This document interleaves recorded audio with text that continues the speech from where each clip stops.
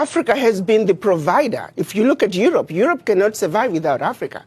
One situation that people don't realize, post-World War, when the US came up with the Marshall Plan, what they don't tell you is that the contribution through exploitation of African minerals was actually the biggest funder of the European Recovery Plan, ERP, aka the Marshall Plan.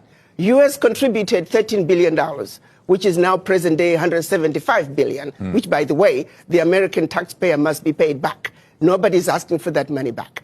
But what they don't tell you is that Africa, through exploitation of its resources by the Europeans, was actually a much, much bigger contribution to the European recovery post-World War II. Nobody talks about that. Why does such a continent that did so much to help Europe recover continue to be so poor? Let's be realistic here. Let's not talk about peanuts. Africa does not need the aid. What we need is for those who are exploiting Africa to stop.